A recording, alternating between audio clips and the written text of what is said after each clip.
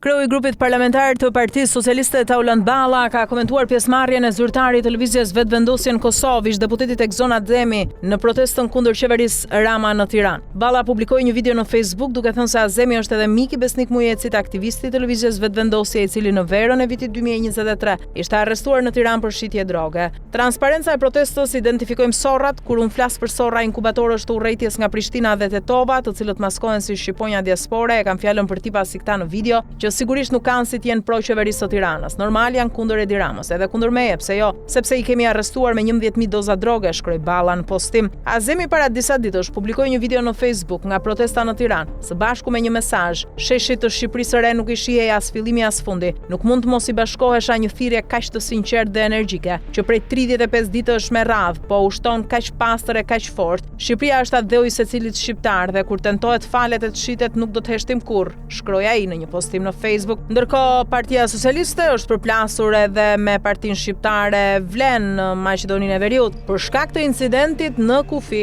Ndalimi në kufirin shqiptar i 3 zyrtarëve të lartë të koalicionit shqiptar Vlen ka kaluar tashmë nga një incident kufitar në një çështje politike mes Tiranës dhe Shkupit. Pas ndalimit për rreth një orë në pikën kufitare të Qafthanës, të koordinatorit të grupit parlamentar të Vlen, Bekim Qoku, deputetit Adnan Dazizi dhe zëvendës sekretarit përgjithshëm të qeverisë së Maqedonisë së Veriut, Hazim Murtezani, vet Vlen ka dalë me një reagim zyrtar duke kërkuar llogari nga autoritetet shqiptare. Në deklaratën e saj, Vlen shprehet se 3 zyrtarët udhëtonin me pasaporta diplomatike dhe se u mbajtën për rreth një orë pa marrë asnjë shpjegim zyrtar. Sipas Partisë Shqiptare në Shkup, policia kufitare u ka komunikuar vetëm në mënyrë jo zyrtare se ndaj tyre ekzistonte një ndalim hyrje në territorin shqiptar, por pa u paraqitur asnjë vendim, dokument apo bazë ligjore. Partia Shqiptare në pushtet në Maqedoninë e Veriut paralajmëron se raste të tilla dëmtojnë marrëdhënien mes shqiptarëve në të dy anët e kufirit.